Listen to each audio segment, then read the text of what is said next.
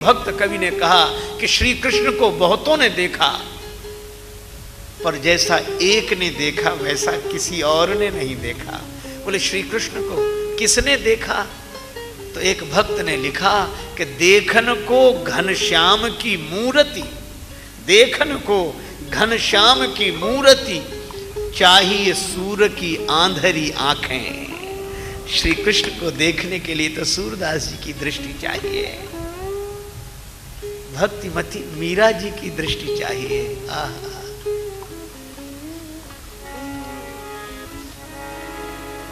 पग घुंघरू बांध मीरा नाची रे, पग घुंघरू बांध मीरा, घुंघरू बांध मीरा नाची, घुंघरू बांध मीरा, मीरा नाची नाची, घुंघरू बांध मीरा, घुंघरू बांध मीरा। जहर का प्याला राणा भेजा, पीवत मीरा हासी रे, घुंघरू बांध मीरा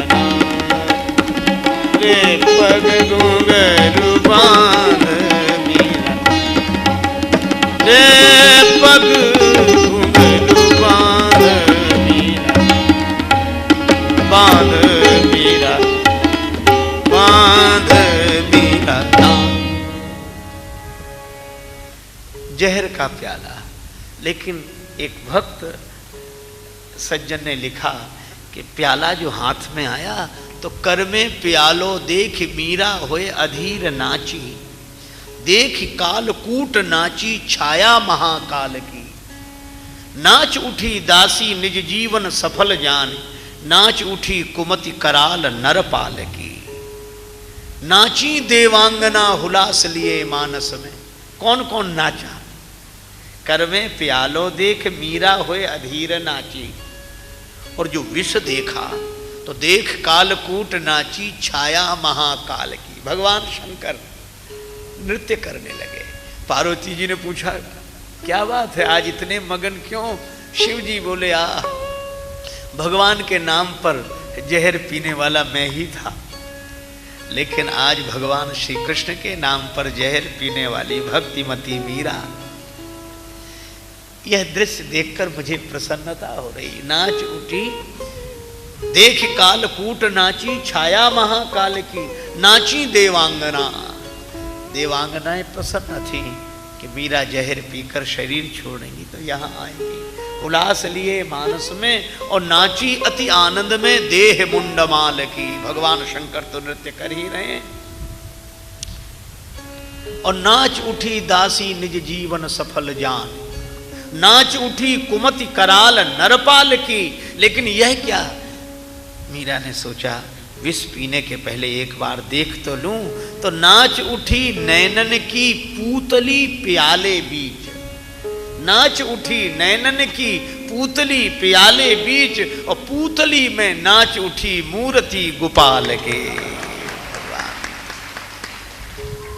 भगवान प्रकट। ये भक्त की दृष्टि है। इसी से एक कवि ने कहा किसी से मेरी मंजिल का पता पाया नहीं जाता, जहां मैं हूं फरिश्तों से वहां जाया नहीं जाता, मोहब्बत के लिए कुछ खास दिल मखसूस होते हैं, ये वो नगमा है जो हर साज पर गाया नहीं जाता। भगवान को देखने के लिए भक्ति की दृष्टि चाहिए, भाव की दृष्टि चाहिए। आप जानते हैं रामचरितमानस में दो ने भगवान को देखा और दोनों को भ्रम हो गया। सती जी ने भी भगवान को देखा, भ्रम हो गया, और सुग्रीव जी ने भी भगवान को देखा तो भ्रम हो गया। क्यों? अच्छा, दोनों ने तब देखा जब श्री सीता जी राम जी के संग नहीं है। सती जी ने भी तब देखा जब सीता जी राम जी के साथ नहीं है, और सुग्रीव जी ने भी तब देखा जब सीता जी राम जी के साथ नहीं है। और सीता मैया तो मूर्तिमती भक्ति हैं, और संकेत क्या मिला कि भक्ति के बिना भगवान को देखोगे तो भ्रम हो ही जाएगा। अगर भगवान को देखना है तो भक्ति के सहित देखो, भाव की दृष्टि। श्री भरत को निखाद राज में लक्ष्मण दिखाई पड़े, राम घाट में राम जी दिखाई पड़े। एक बात और, रात्रि का समय, सब सो गए।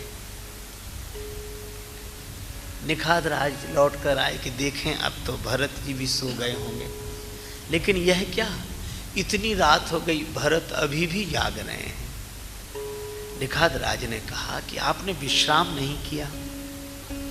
भरत जी रोने लगे, मन को विश्राम मिले तब तो तन का विश्राम हो। नींद नहीं आई। निखाद राज बोले मैं समझ गया। क्या?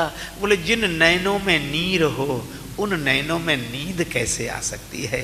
ये नीर और नींद एक साथ नहीं आते। लेकिन मैं क्या करूं, आपको विश्राम कैसे मिलेगा? भरत जी बोले,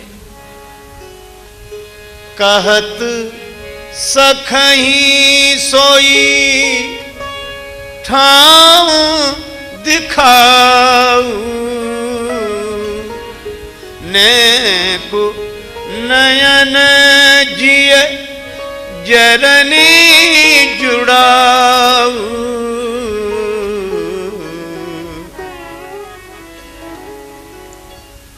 मेरे मन को थोड़ी शांति मिल जाए, नेत्रों को थोड़ी शांति मिल जाए, वह जगह दिखा दो। कौन सी जगह? जहां सिया राम साथरी सोए, कहत बचन भरे लोचन कोए। जहां श्री सीताराम जी ने कुश शैया पर विश्राम किया, वह जगह बता दो। भगवान की विश्राम स्थली देखकर मन को थोड़ा विश्राम मिल जाएगा। निखाद राज कुछ बोल नहीं सके, चले सखा करसों कर जोड़े। आहा, शिंशुपा वृक्ष, शीशम का वृक्ष दिखाई दिया। अब यह भक्ति की दृष्टि है। जैसे ही शीशम के वृक्ष को देखा भरत जी उसी तरह प्रणाम करते हैं, गिर गए धरती पर, शीशम के वृक्ष को प्रणाम किया। निखाद राज के मुंह से निकला कि भरत जी आपके प्रणाम करने से यह शीशम का वृक्ष भी आज अब से बड़भागी हो गया। भरत जी बोले, मेरे प्रणाम करने से यह बड़भागी नहीं हुआ है, फिर यह बड़भागी है इसलिए मैं प्रणाम कर रहा हूं। अगर यह वृक्ष बड़भागी है तो फिर अभागी कौन है? भरत जी बोले, वह तो कौशल्या माता ने पहले ही कह दिया है, बड़भागी बन अवध अभागी, जो रघुवंश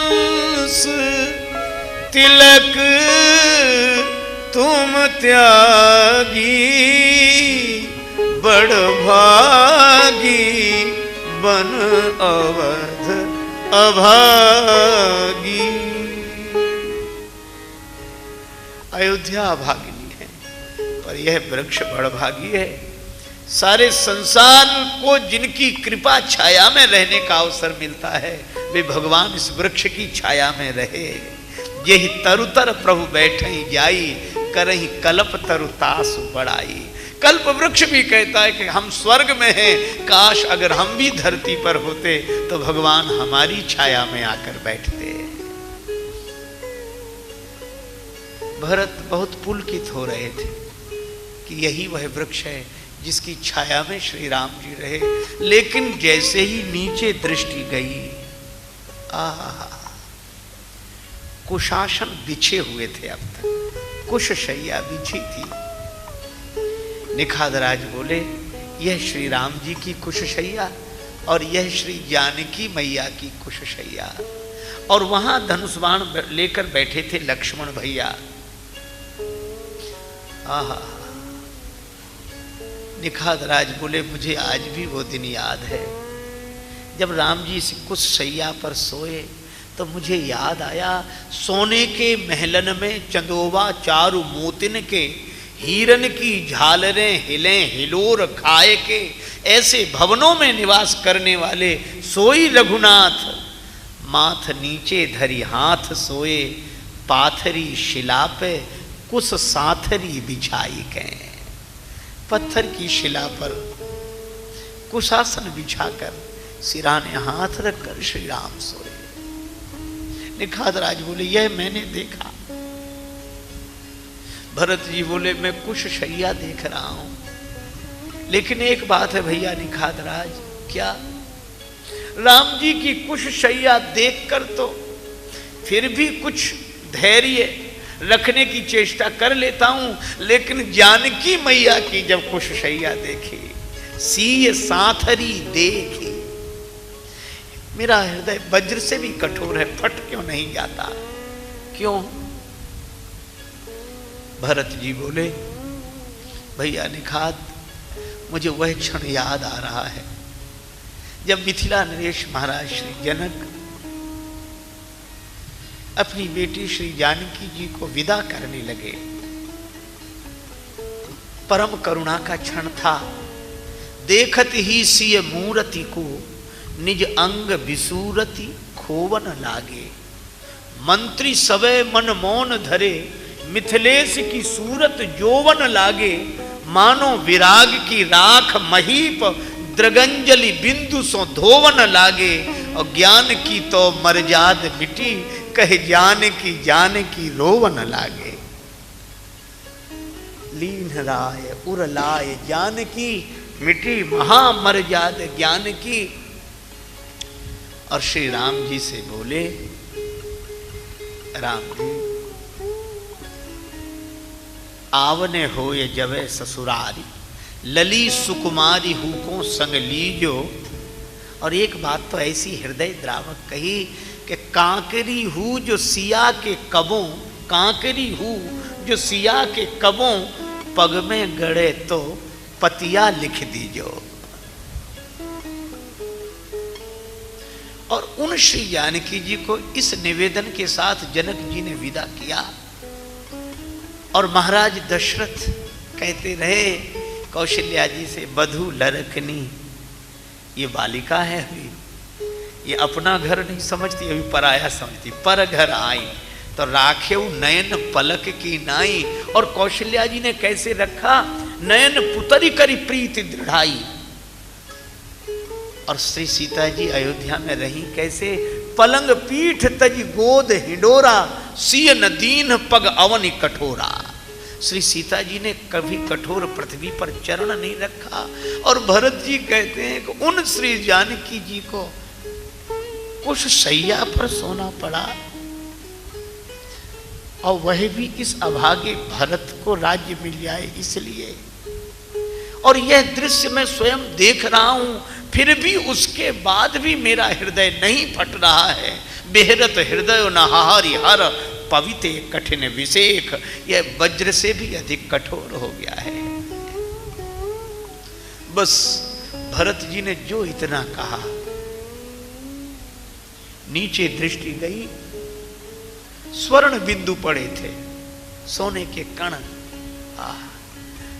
भरत जी ने पूछा भैया ये निखात राज, ये स्वर्ण बिंदु कहां से आए, ये सोने के कण कहां से? निखात राज बोले भैया भरत, जो भाव विह्वल दशा आपकी यहां हो रही है, उस दिन श्री राम जी जब शैया पर सोए तो थोड़ी देर सोते फिर उठकर बैठ जाते। मैंने कहा कि प्रभु आपको अभ्यास नहीं है कठोर कुशशैया पर शयन का, इसलिए बार बार जाग जाते हैं। जानकी मैया भी उठकर बैठ जाती, पर राम जी कहते नहीं नहीं निखात, कुशशैया पर तो मैं शयन कर लूं, लेकिन मुझे तन की नहीं मन की पीड़ा नहीं सोने दे रही है। कौन सी मन की पीड़ा? श्री राम जी कहने लगे कि भैया निखाद, मुझे भरत की याद आ रही है। मेरी अनुपस्थिति में भरत की क्या दशा होगी।